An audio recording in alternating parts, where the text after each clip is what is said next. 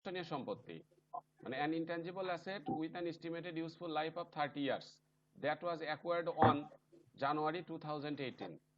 একটা অস্পর্শনীয় সম্পত্তি কেনা হয়েছে জানুয়ারির 1 তারিখে, যেটার আয়ুষ্কাল অনুমান করা হয়েছিল 30 বছর এবং কেনা হয়েছে 4.5 লাখ টাকা দিয়ে। ভালো, এইভাবে সে কিনছে 2018 সালের জানুয়ারিতে। তারপরে অন জানুয়ারি 2018 হবে, এটা জানুয়ারির 1 তারিখ 2028 সালে, 10 বছর পরে। অ্যান্ড রিভিউ ওয়াজ মেড, আবার একটা রিভিউ করা হয়েছে। অ্যান্ড কি made was intangible asset and their expected service lives, ওই সম্পত্তিটা অস্পর্শনীয় সম্পত্তির উপরে একটা রিভিউ করছে এবং তার প্রত্যাশিত আয়ুষ্কালের উপরে রিভিউ করছে, যে প্রত্যাশিত আয়ুষ্কালটা কমবে না বাড়তে পারে, সেটার উপরে একটা কি করেছে,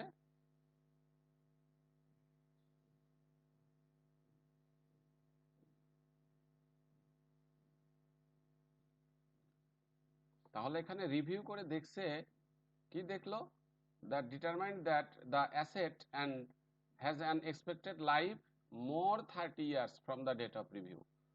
মানে যে তারিখে রিভিউ করলো, কত 2028 সালে রিভিউ করলো না, এই তারিখ থেকে বলতেছে না এখনো আরো 30 বছর পর্যন্ত এই সম্পত্তির আয়ুষ্কাল আছে। তাহলে প্রথমে ধরা ছিল 18 সালে 30 বছর, 10 বছর পরে রিভিউ করলো, করে দেখলো সেটার আয়ুষ্কাল, অর্থাৎ 28 সালে রিভিউ করে দেখলো সেটার আয়ুষ্কাল এখনো 30 বছর আছে। এখন এসে বলতেছে what is the amount of amortisation of this intangible asset in 2028। এই 2028 সালে এই অস্পর্শনীয় সম্পত্তির আয়ুষ্কালটা কত হবে। তাহলে প্রথমে আমাকে যেটা করতে হবে, প্রথম 10 বছরের অবচয় আগে বের করে, কি অবচয় না তো কি অ্যামোর্টাইজেশন বলা হবে অস্পর্শনীয় সম্পত্তির বেলায়, এই অ্যামোর্টাইজেশনটা বের করতে হবে। বের করে 4,50,000 থেকে আগে ওই 10 বছরের অবচয় বাদ দিয়ে দিতে হবে, বা অ্যামোর্টাইজেশন বাদ দিতে হবে। অ্যামোর্টাইজেশন বাদ দেওয়ার পরে যে মূল্য থাকলো সেটা হবে তোমার অবশিষ্ট মূল্য। অবশিষ্ট মূল্যকে আবার নতুন করে যে আয়ুষ্কালটা পাওয়া গেল, সেই আয়ুষ্কাল দ্বারা ভাগ করলেই আমরা পেয়ে যাব হচ্ছে কি, যে টোটাল অ্যামোর্টাইজেশন কত হবে 2028 সালের। কিন্তু তো এখন শুরু করো, লেখো, সর্বপ্রথমে লেখো calculation of amortisation for first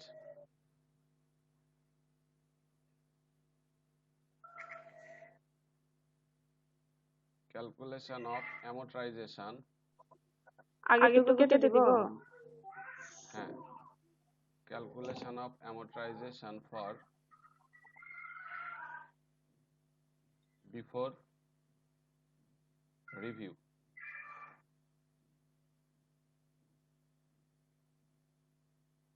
review এখানে লিখব 2018 থেকে 18, 19, 20, 21, 22, 23, 24, 25, 26, 27। তাহলে 2018 থেকে 2000 কত সাল পর্যন্ত বলো তো, 27 পর্যন্ত। রিভিউ তো 28-এ হয়েছে, তাহলে 27 পর্যন্ত, এই 10 বছরে 18, 19, 20, 21, 22, 23, 24, 25, 26, 27, এই 10 বছরের জন্য। তাহলে আমরা আগে লিখি অ্যামোর্টাইজেশন পার ইয়ার, সরলরৈখিক পদ্ধতিতে আমরা করব, বলা নাই যেহেতু। অ্যামোর্টাইজেশন পার ইয়ার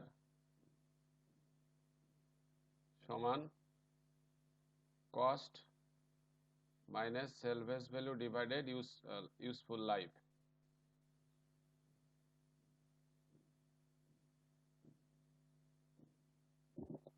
তাহলে এই যে এখানে কস্ট আছে 4.5 লাখ, এখানে ইউজফুল লাইফ দেয়া নাই, তাহলে প্রথমবার আমরা আয়ুষ্কাল ধরেছিলাম 30,000, তাহলে প্রতি বছরে অ্যামোর্টাইজেশন হবে 5,000 টাকা করে, 15,000 টাকা করে।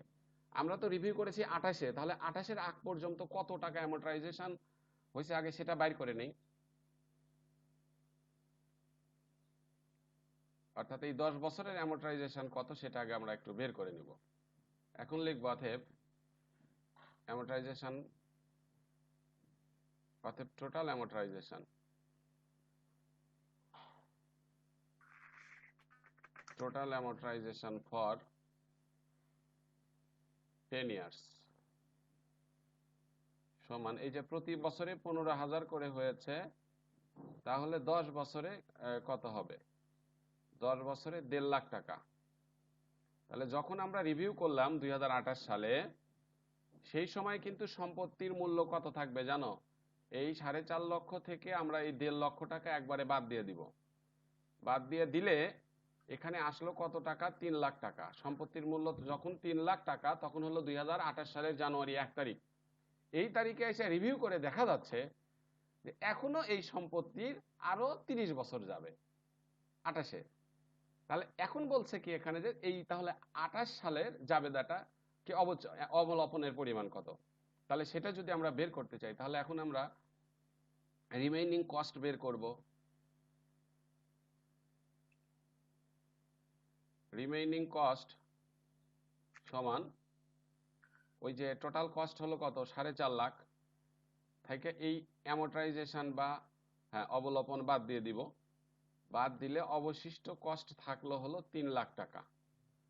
এখন এই যে আবার আইসা সে করছে যে না, এই 10 বছর তো চলে গেল, করছে এখনো এই সম্পত্তি 30 বছর চলবে। তাহলে এখন আবার কিন্তু নতুন করে আমাদের আয়ুষ্কাল হয়ে গেল 30 বছর। তাহলে এই কস্ট প্রাইস কত? 3 লাখ। এই 3 লাখে আবার নতুন করে আয়ুষ্কাল দ্বারা ভাগ দিয়ে দিলেই আমরা অ্যামোর্টাইজেশন পেয়ে যাব। অতএব অ্যামোর্টাইজেশন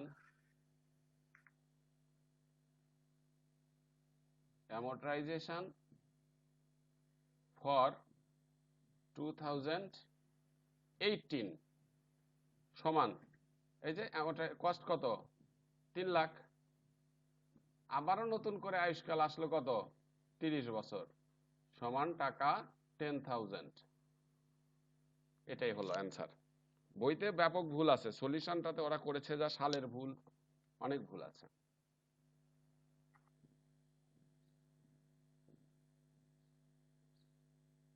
না বুঝলে তাও বলো যে স্যার বুঝলাম না।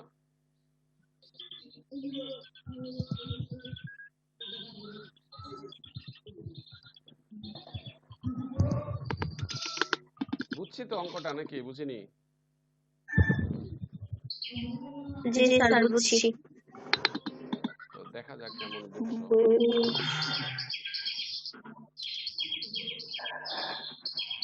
এই যে এক্সারসাইজ B10-এ যাও,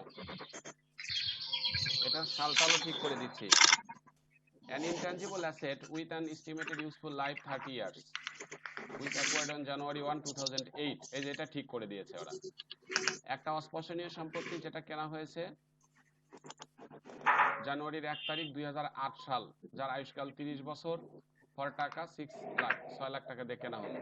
এই যে 8-এর পরে 18-তে, এইবার ঠিক আছে। দেখো 1 জানুয়ারি 1, 2018, জানুয়ারির 1 তারিখ 2018 সাল, মানে ঠিক 10 বছর পর।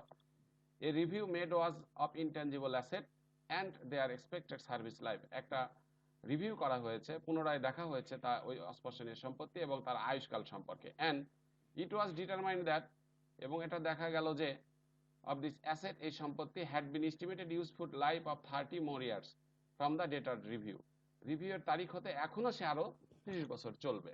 আচ্ছা, এখন বলছে what is the amount of amortization of the intangible asset in 2018, 2018 সালে এই সম্পত্তিটির অ্যামোর্টাইজেশন কত হবে? একইভাবে করবা, তোমরা লিখবা ক্যালকুলেশন অফ অ্যামোর্টাইজেশন ফর 2008 থেকে 2017 পর্যন্ত, cost minus salvage value divided life, 6 lakh minus 0 ভাগ 30, ভাগ দিলে চলে আসবে একটা।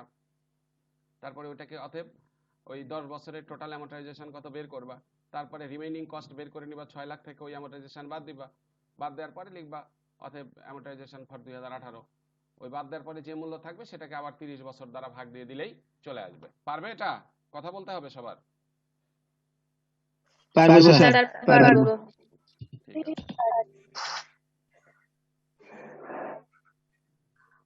এই তারপরে আমরা পার্ট সির মধ্যে চলে যাব। এটা দিয়ে দিই, 11 নাম্বারটা শেষ করে নিই। দেখো বলছে এখানে Rupali corporation has a capitalized software টাকা 7 lakh and sales of the product in the first year total টাকা 4,20,000। আচ্ছা, রূপালী anticipated earning 9,80,000 in additional future revenue of this product। কিছুই বলে নাই, কিছু তো একটা বলতে হবে যে এই জিনিসটা চাইছে এখানে।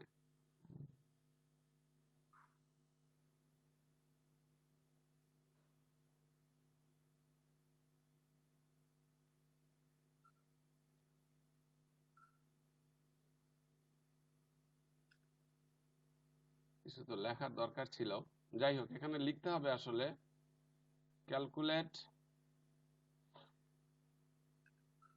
অ্যামর্টাইজেশন। এই অঙ্কের কি সব তথ্যই দেয়া আছে? দেখো তো আমার এখানে 664 665 এই অঙ্কের মধ্যেও ঝামেলা বাঁধায় রাখছে।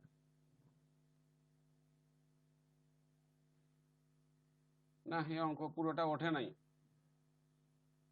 ভালো, 7 লাখ টাকা তার মূলধন আছে, সে বিক্রি করছে প্রথম বছরে 4,20,000, ভালো। সে আরো বিক্রি করবে 9,80,000, তাহলে টোটাল রেভিনিউ হলো এত। এটা কিছু বলেনি, এই অঙ্কের মধ্যে কিছু ভুল ভ্রান্তি আছে, বুঝছো? এই অঙ্কটার মধ্যে ভুল ভ্রান্তি আছে, এটা থাক, দেখা লাগবে। এক্সপেক্টেড লাইফ কত সেটা দেয়নি, ক্যালকুলেট। তবে একটা কাজ করা যেতে পারে, এক্সপেক্টেড লাইফ ইজ এইভাবে লিখতে পারি। এখানে এখানে এই লাইনটা লিখে নাও, এক্সপেক্টেড লাইফ ইজ 4 ইয়ার। ঠিক করে করেই দেই, এক্সপেক্টেড লাইফ ইজ 4 ইয়ার। তারপরে লেখো ক্যালকুলেট দা পার ইয়ার অ্যামর্টাইজেশন।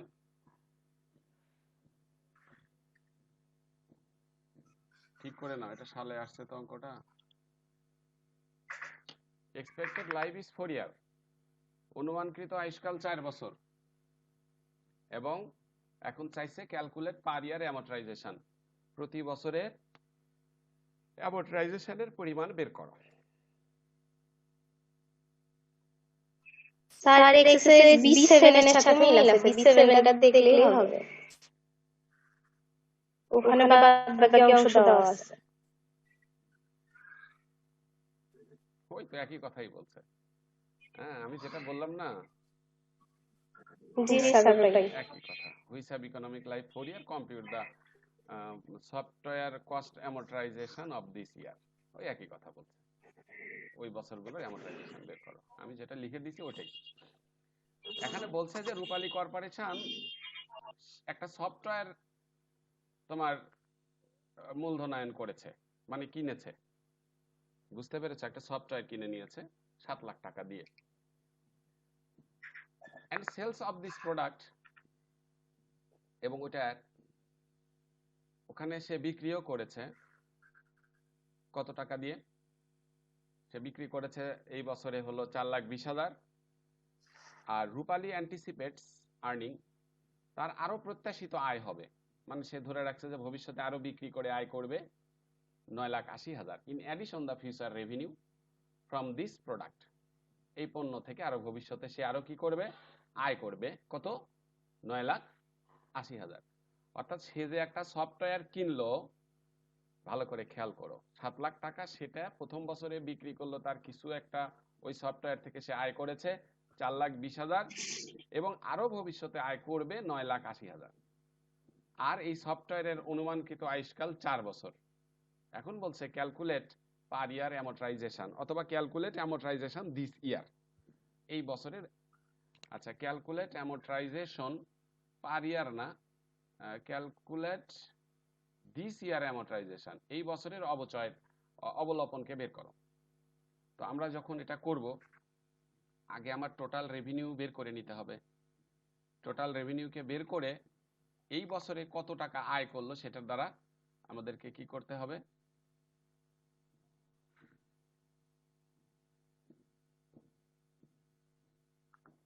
ভাগ করতে হবে। শুরু করো।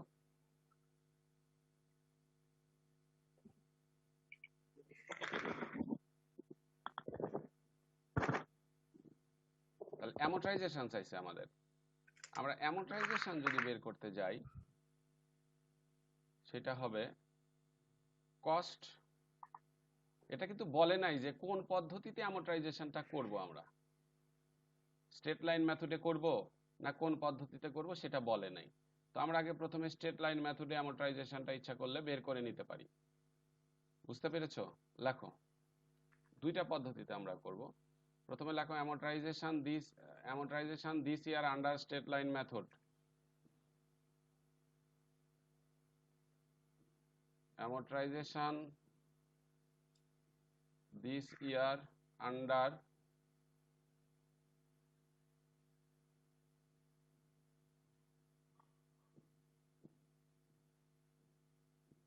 আন্ডার স্টেট লাইন সমান cost minus salvage value divided useful life. Cost কত টাকা দিয়ে কিনেছে, ক্যাপিটালাইজড করেছে 7 লাখ, আয়ুষ্কাল 4, তাহলে আসবে কত? 1,75,000 টাকা। এরপরে আমরা যদি ওটার আয়ের ভিত্তিতে অ্যামর্টাইজেশন করি, এরপরে এই যে তার যে কত টাকা আয় হলো কোন বছরে, এইটার ভিত্তিতে যদি করি amortization by present redeem approach, হ্যাঁ, এটার জন্য আরেকটা করতে পারি on the basis of revenue লিখতে পারো। এখন আবার আরেকটা করি আমরা আরেক পদ্ধতিতে, calculation of অ্যামর্টাইজেশন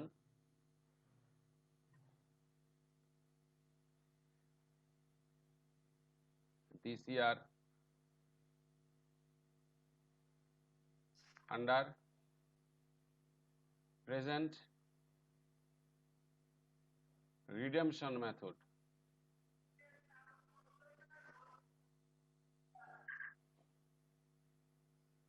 On the basis of revenue. Redemption কি আছে? কিছু বলে নাই, কিন্তু তথ্য দিছে তো on the basis of revenue, তাই আমরা দুটেই করে দিতে পারি। এটার ক্ষেত্রে অবলম্বন এই রেভিনিউ এর ভিত্তিতে আমরা করব। এই ক্ষেত্রে রিডেমশন পার ইয়ার সমান অ্যামর্টাইজেশন পার ইয়ার সমান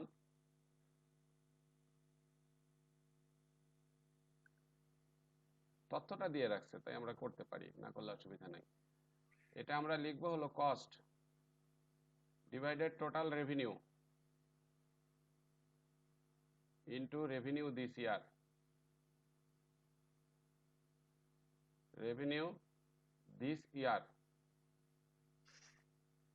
তাহলে দেখো আমাদের কস্ট আছে হলো 7 লাখ টাকা, হ্যাঁ, আর টোটাল রেভিনিউ হবে ওই যে 4,20,000 আর 9,80,000,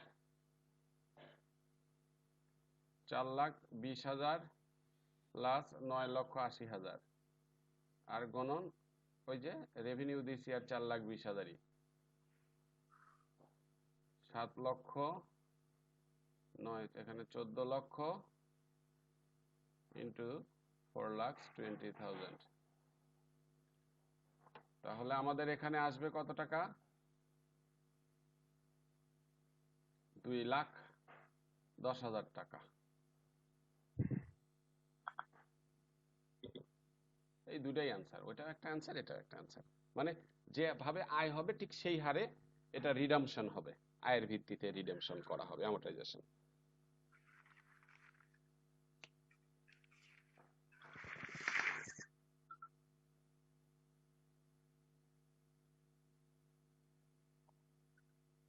স্যার একটু উপর দিকে তুললেন। জি স্যার, অঙ্কন তোলা হয়নি এখন। হ্যাঁ, গুণ রেভিনিউ।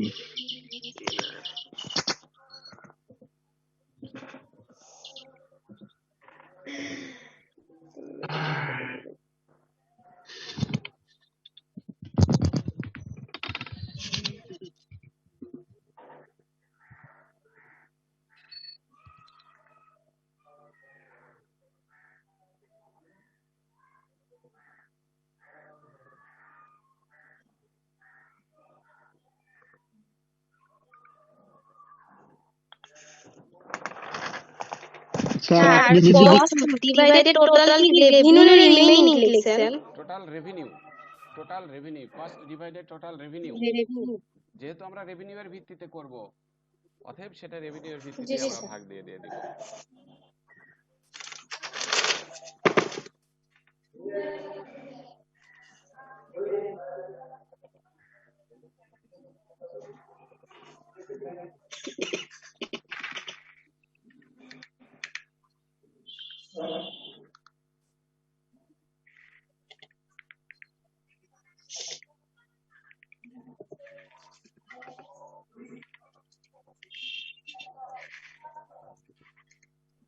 স্যার আর একটু বুদ্ধি দিবেন, অ্যানসারটা একটু লিখি। স্যার নিচে হ্যাঁ।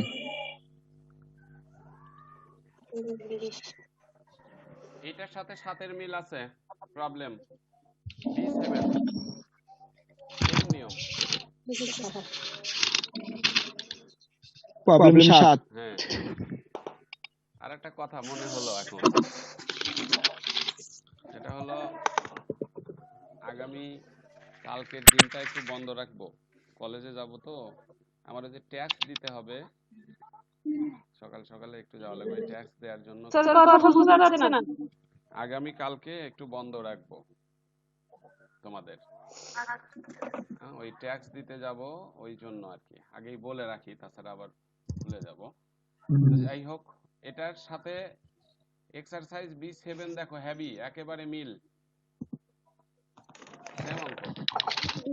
যদি প্রবলেম B7 ও মিল হওয়ার কথা। না,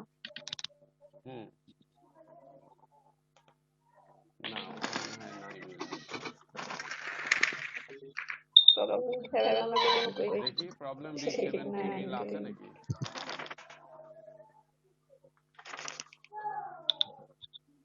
না, 7 নাম্বার যাই হোক, আমরা এখন এক্সারসাইজের এখানে পার্ট সি তে যাচ্ছি। এটা part C, problem number C1। Sir কথা কেটে কেটে যাচ্ছে, বোঝা যায় না। এটা নেটওয়ার্কের সমস্যা মনে হয়। প্রবলেম C1,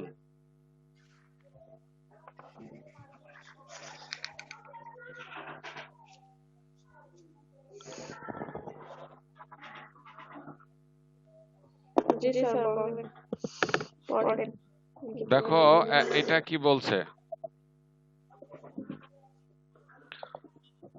1 জানুয়ারি 2017, জানুয়ারির 1 তারিখ 2017 সাল, Islam company purchase 10 year sublease on warehouse, টাকা 3 লাখ। ইসলাম কোম্পানি সাবলিজ করেছে একটা গুদাম ঘর 3 লাখ টাকার 10 বছরের জন্য।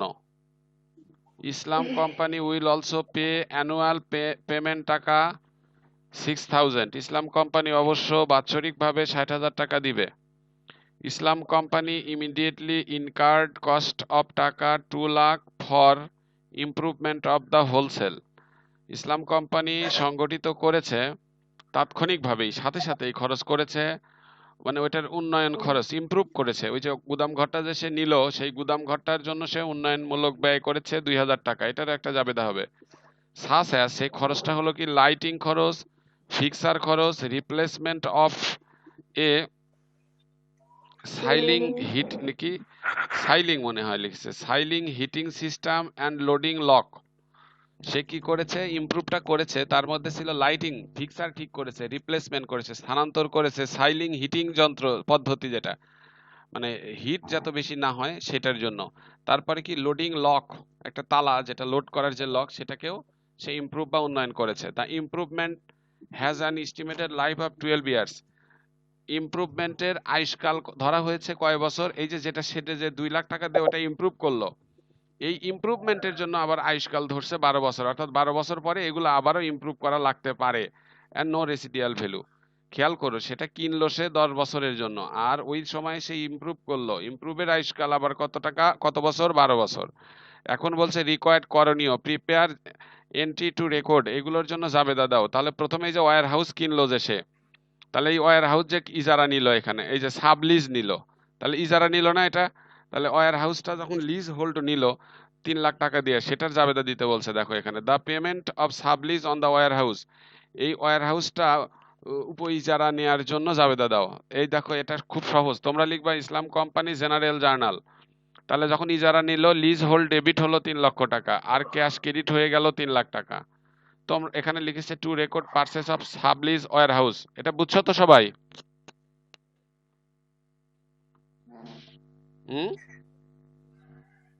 জি স্যার। এরপরে দেখো প্রতি বছরে সে, হ্যাঁ প্রতি বছরে সে 60,000 টাকা করে কিস্তি দেবে, পেমেন্ট দিবে। তাহলে পেমেন্ট যদি দেয়, তাহলে সেটার যাবে দেয় যে বলছে বি নাম্বারে, দেখো বলছে দা রেন্ট পেমেন্ট ফর 5 ইয়ার্স। হ্যাঁ, 5 বছরের ফর 5 ইয়ার কি লিখছে আসলে, ফর মনে হয় এটা ফার্স্ট ইয়ার হওয়া উচিত ছিল, যাই হোক ফার্স্ট ইয়ার এটা হবে। এইটার যে রেন্ট দিল, এটার ভাড়া দিল, ইজারা নিয়েছে তার ভাড়া দিতে হবে না, সেই ইজারার ভাড়ার প্রথম বছরের জাবেদা দাও। এটা কিন্তু 5 ইয়ার্স নয়, এটা ফার্স্ট ইয়ার্স হবে। তাহলে ভাড়া দিল রেন্ট, হ্যাঁ ফার্স্ট লেখো এটা। তাহলে ভাড়া দিলে rent expenses debit cash credit, এই যে দিয়ে দিছে 60,000 টাকা rent expenses debit cash credit to record payment of annual rent on lease. গেল, ঠিক আছে তো। এরপরে দেখো আমাদেরকে কি বলেছে, এটা সি নাম্বারে কি যাবে, দা পেমেন্ট অফ ইমপ্রুভমেন্ট। এই যে সে 2 লাখ টাকা দিয়ে যে ইমপ্রুভ করলো, তাই না, করেনি এখানে ইমপ্রুভ, এই ইমপ্রুভমেন্টের জাবেদা দিতে হবে। ইমপ্রুভমেন্টের জাবেদা তো সহজ, এই যে লিজ হোল্ড ইমপ্রুভমেন্ট ডেবিট আর ক্যাশ ক্রেডিট 2 লাখ টাকা। তাহলে এখানে লিখছে to record payment of leasehold improvement, leasehold ইমপ্রুভমেন্টের জাবেদা লিপিবদ্ধ করা হলো। আচ্ছা আজকে কিরণ নাই নাকি? ও আছে তো, কে কিরণ? হ্যালো কিরণ, জি স্যার আছি। এই যে ইয়া কইছে আমার সাথে কথা বলে না কেন, আমি তো শুনতে পাইছি তখন। আচ্ছা যাই হোক, ডি নাম্বারে দেখো বলছে কি, amortization of the leasehold, amortization of the leasehold for the first year, এই লিজ হোল্ডের প্রথম বছরের অবলোপনের জাবেদা দাও। তাহলে আমাদের এখানে ওটার মূল্য 3 লাখ, আর লিজ হোল্ডের আয়ুষ্কাল কত, 10 বছর। তাহলে এই 3 লাখে 10 দিয়ে ভাগ দিলে ওই বছরের অ্যামortization কত আমরা পাবো। আর অ্যামortizationের জাবেদা হবে অ্যামortization ডেবিট আর লিজ হোল্ড ক্রেডিট। এই যে ডি নাম্বার, অ্যামortization মানে অবলোপন, ডেবিট আর leasehold credit to record leasehold amortization for 17। এখানে 3 লাখে 10 দ্বারা ভাগ দিয়েছে, ভালো। এরপরে আরেকটার জাবেদা দিতে বলছে, দেখো ই নাম্বারে, amortization of the leasehold improvement of the first year. এই যে লিজ হোল্ড ইমপ্রুভমেন্ট করলো না 2 লক্ষ টাকা দিয়ে, এখানে এটার আয়ুষ্কাল 12 বছর, তাহলে এটার প্রথম বছরের অবলোপনের জাবেদা দিতে হবে। তাহলে এই 2 লক্ষকে 12 দিয়ে ভাগ দিলেই ইমপ্রুভমেন্ট এর অ্যামortization হবে। তাহলে আমরা লিখবো amortization of leasehold improvement debit, এই যে, বা অ্যামortization এক্সপেন্সেস ডেবিট আর লিজ হোল্ড ইমপ্রুভমেন্ট ক্রেডিট, অথবা তুমি লিখতে পারো amortization on leasehold improvement debit আর লিজ হোল্ড ইমপ্রুভমেন্ট ক্রেডিট। এই যে 2 লক্ষকে, স্যার এটা 10 দিয়ে করছে তো। কেন কি রে স্যার? হুম, কারণ হচ্ছে গুদামটা 10 বছর থাকবে, 10 ইয়ার সম্ভবত। আয়ুষ্কাল, ওটার আয়ুষ্কাল 10 বছর। 10 বছর পরে তো আর ওই গুদাম ঘরের কোনো কার্যকারিতা থাকবে না। তো তাহলে ওই তুমি যে লিস্টটা নিয়েছো, সুতরাং তোমার ওইটার আয়ুষ্কাল 12 বছর হলেও ওই টাকাটাকে তোমার 10 বছরের মধ্যেই অবলোপন করে নিতে হবে, তাছাড়া তো তুমি লসের মুখোমুখি হয়ে যাবে। সেই জন্য 10 দ্বারাই ভাগ হবে। যদি ওখানে আয়ুষ্কাল থাকতো ইয়ারও 12 বছর, তাহলে 12 বছরই দিতে হতো। এই নিয়মের অঙ্কে যাও, পার্ট সির প্রথম নাম্বার অঙ্কে যাও, একেবারে সেম অঙ্ক। দেখো পড়ে দিব, পড়ে দিব, এটা পড়ে দিব। হ্যালো, না স্যার পড়ে দিতে হবে না। সেম অঙ্ক এটা, হ্যাঁ না। সেটাই।